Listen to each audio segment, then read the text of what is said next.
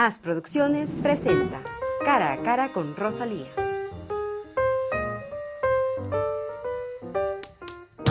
Bienvenidos, queridos amigos, a este programa.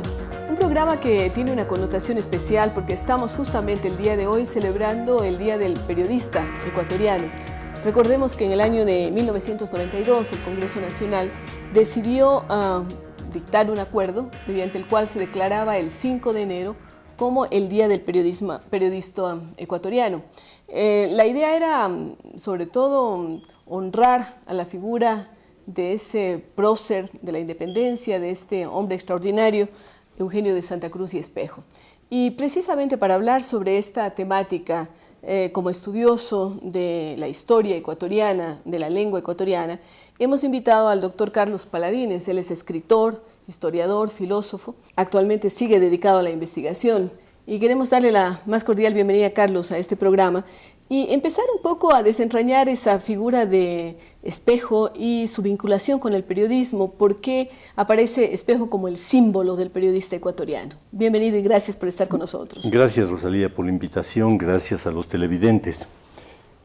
Voy a tratar desde el inicio de enmarcar esta fecha emblemática del 5 de enero de 1792 en un marco, en un contexto de lo que podría llamar 100 días que transformaron a la audiencia de Quito. Es raro, ¿no? Son 100 pequeños días en toda la historia del siglo, ¿no?, que marcaron una diferencia impresionante, porque hay tres hechos aquí. El primero es el 30 de noviembre, 1791, muy cercano ya al 92, el 30 de noviembre se constituye la Sociedad de Amigos del País, cuyo medio de expresión va a ser el periódico, que se inaugura el 5 de enero de 1792, diríamos un mes y días después. Y el 17 de marzo de 1792, 2 meses después, por eso digo, son 100 días emblemáticos en la historia del país, más o menos en el mismo lugar, al lado del palacio, en ese entonces, de la Audiencia de Quito, lo que hoy es el Museo de la Ciudad. En marzo de 1792 lo nombran bibliotecario. Es decir, tenemos tres hechos que confluyen. El uno sería la Sociedad de Amigos del País, un mes después, Primicia de la Cultura, y mes y medio después, la biblioteca. Estos tres hechos emblemáticos van a causar una ruptura impresionante en la historia de ese lugar. Cualquiera diría que el tema de bibliotecario no tendría mucho que ver con los otros acontecimientos. Sí, lo voy a señalar. ¿Por qué tiene que ver? Por ejemplo, si usted toma lo de bibliotecario, se va a inaugurar un cambio que lo voy a ubicar en el sentido de que el espacio de lectura, el lugar de lectura, se va a transformar. Anterior a esto, el lugar de lectura es la casa o las bibliotecas de las órdenes religiosas. No había una gran difusión de libros para esa época. Por supuesto. Por primera vez vamos a pasar a la biblioteca pública, de la biblioteca privada, a la cual tienen acceso pocos, a una biblioteca pública. Y usted recordará que la política de los gobiernos en el 19, en el 20 de los municipios, es hacer una biblioteca municipal, por lo menos en cualquier cantón. Así es. Porque el único lugar de acceso que tiene la gente para leer algo... Donde van los chicos hasta hacer las tareas, ¿no? Incluso a veces hacer sus tareas, los deberes que decimos. La biblioteca de la Municipalidad de Cuenca, por ejemplo, ¿no? Con mucha gente haciendo tareas. Claro, y la gran concurrencia en la biblioteca, antiguamente incluso de personas mayores, que querían leer, dónde estaban las novelas, dónde estaban en la biblioteca pública. Es muy difícil tener buenas bibliotecas privadas. Claro, solamente siempre muy lo ha pocas habido, personas, pero claro, muy pocas personas. Privilegiadas. Entonces, este paso de lo que llamo biblioteca privada a biblioteca pública marcó en el Ecuador la política de los libros durante 200 años. Creo yo que solo actualmente se está dando otro cambio del espacio de lectura.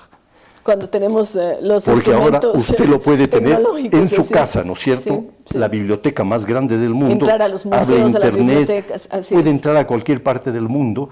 Hoy en día, por eso es que ha bajado tanto el servicio directo al cliente en las bibliotecas públicas. Van poquísimo los chicos. Yo he tenido la experiencia en la Universidad Católica, en la biblioteca de la Universidad Católica, está muy bien adecuada, hermosa, varios pisos, ver a los chicos que no están con los libros. Están con las en la computadora. Están claro. trabajando ellos allí, hay espacios. Es una nueva dinámica, pero cuando hablamos y estamos en el entorno en el que vive Espejo, eso es una transformación, la que usted marca. La segunda transformación que veo yo de gran trascendencia es que se va a generar, siguiendo el mismo símil, otro espacio para la política. La política, en ese entonces, se concentra en lo que llamaríamos hoy el Palacio de Gobierno, en este caso el Palacio del Presidente de la Audiencia, que es donde está Carondelet ahora, etcétera. Y diríamos, todo el juego político viene desde España a ese lugar. Y desde allí se reparte el poder, se organiza el poder, se organizan la gestión administrativa, los aparatos del Estado, etcétera. Por vez primera en el país se les ocurre a algunas personas, le van a llamar sociedad de amigos, es otro problema, reunirse aparte para pensar el problema político del Estado, de la Audiencia de Quito, de cómo está, qué se puede generar, qué habría que hacer, si usted no es el presidente de la Audiencia. ¿No? Por vez primera se reúne Espejo, se reúne hay unas Calama, condiciones históricas que se daban, la invasión en España del ejército francés, todo eso les obligó a reunirse y se reúnen al lado, es verdad, como podrían haberse reunido en otra casa, pero por vez primera ya vamos a tener actores políticos en el país propios, autónomos en alguna medida, aunque presidía la Sociedad de Amigos del País, el presidente de la Audiencia, pero acá ya estaba otro juego. Ese cambio del espacio político, el hecho de que las sociedades de amigos del país, aquí en Bogotá, en todo lado, comiencen a gestar procesos de carácter político no vinculados totalmente al poder español, es una ruptura que tarde o temprano iba a dar frutos. Y arroja los frutos 20 años después, eso lo podemos discutir, 10 años después, pero ya está habiendo un cambio, una ruptura sumamente interesante. La otra ruptura directamente ligada con Primicias de la Cultura, con el periódico, etcétera, y con la fecha que se conmemora del 5 de enero, tiene que ver, yo le llamo el sistema de comunicación. El sistema de comunicación tradicional para la época en la Audiencia, por graficar, de nuevo utilizar el espacio, es el púlpito y es la plaza. En Guayaquil, en Cuenca, en Quito, en todos los cantones que existían en esa época, en toda la América, ¿no? En toda América, el medio a través del cual las personas se comunican, conversan, qué está pasando en la audiencia, quién ha venido de España, es vía oral, en el púlpito y en la plaza. Por vez primera van a tener un sistema de comunicación que llamemos indirecto, es más revolucionario, abstracto, totalmente, para la época un cambio total, radical. Sin estar yo en Guayaquil o estar en Pasto, diría Espejo, sin estar en Cuenca, vamos a mandar nuestro mensaje vía este pequeño periódico. Vamos a hablar con la gente, no en la forma natural, espontánea en que nos comunicamos los humanos, sino a través de este medio.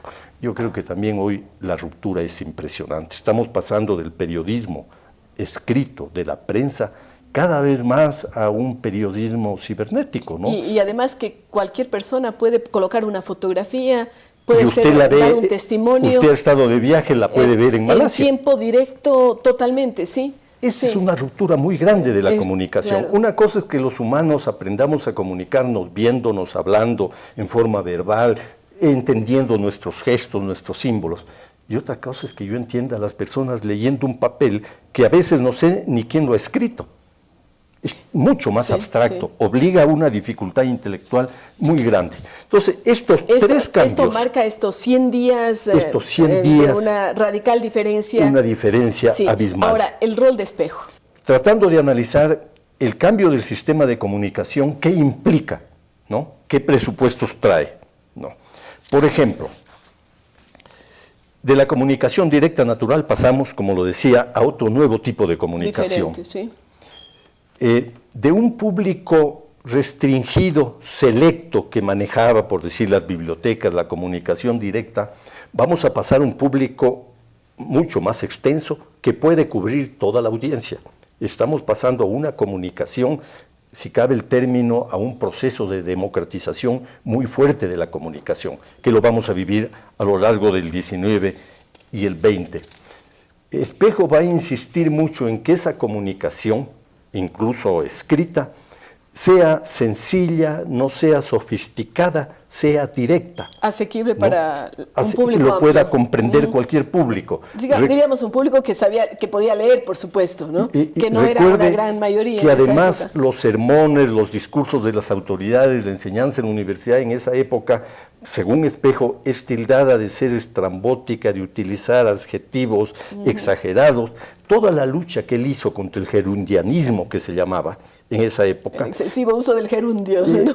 Toda Sí. la presencia que él trajo de autores de nivel mundial, algunos como Boileau, como Antonio Verney, que constan permanentemente en las obras de él, José Francisco de Isla, Fray Gerundio de Campanzas, etcétera, Roland Burke, eso los va a trabajar, va a criticar el sistema de comunicación actual y va a tratar de imponer, de sugerir, de exigir que nos comuniquemos en forma no sofisticada, sencilla. La figura de Espejo es definitivamente la descollante, la dominante en este proceso. En de los todo el estudios proceso. que ha hecho, sí. Se le llama precursor. Sí, ¿no le es agradezco cierto? la sugerencia, la nota. He hecho esfuerzos en diferentes momentos, obras, por tratar de mostrar que hay un movimiento ilustrado, que no se puede solo mirar las cumbres o la cumbre. El movimiento ilustrado tuvo muchas cumbres, pero no hay duda que es una figura emblemática, Espejo. Por ejemplo, en este caso jugó un gran rol. Por supuesto también Mejía, por supuesto Calama. Calama quería que se enseñe en otra forma la retórica, es uno de los primeros que se preocupa de la retórica, pero Espejo hizo cosas extraordinarias. Por ejemplo, la traducción que hace Espejo de la retórica de Longino, ¿no? Obra casi desconocida lastimosamente en el país, por suerte por fin pude conseguir que se edite, se mueve en esta línea. ¿Cómo cambiamos la forma de expresarnos, de hablar, de escribir la retórica en la audiencia de Quito? Eso está en el Nuevo Luciano de Quito, está en la Ciencia Blancardina, en el Marcio Porcio Catón. Alguna vez me tomé la molestia de ver cuántas veces lo cita a José Francisco de Isla en uno de los volúmenes de él, no en todos. Y me llevé la sorpresa que solo en uno de ellos es 50 citas de este autor. Hoy con la computadora se puede averiguar eso con relativa facilidad. Pero creo que también él trae otro aporte para el periodismo formidable, lo que yo llamo nuevas formas alternativas de comunicación. Antes usted tiene el sermón o la oración fúnebre cuando alguien fallece, no hay más. Nada más. ¿no? Pero ahora usted va a tener conversaciones, incluso uno de los libros de él se va a dividir en conversaciones, va a tener diálogos, otro de los libros de Espejo se va a dividir en 7, 9 diálogos, me parece el Nuevo Luciano, va a tener cartas, va a tener poesía, va a tener informes, va a tener anónimos, todo el problema de los juicios, en los cuales él estuvo. Se introducen una serie de nuevos elementos, de nuevas formas. Hasta lo que hoy llamamos graffiti. Los primeros escritos en las paredes de Quito arrancan de este movimiento.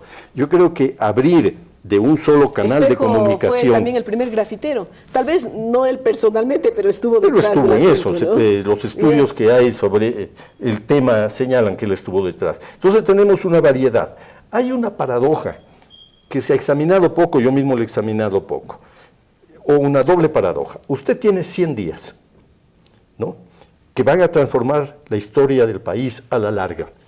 Pero usted tiene, no sé si haya instituciones que hayan durado menos que estas 3, ¿no?, largas en el tiempo y en la vida real, llamemos, cortas. Cortísimas. El periódico, la Sociedad de Amigos del País empieza el 30 de noviembre de 1791 y para marzo, a los 3-4 meses, está terminada. Sí. Hubo una orden del rey que la suprimió.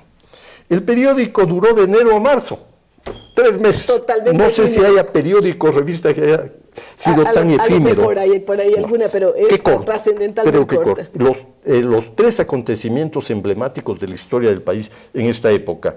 Y también de bibliotecario aguantó un poco más. Empezó en marzo del 92 y en los primeros meses del 95, estuvo como 3 años. En los primeros meses del 95 lo tomaron preso en la biblioteca.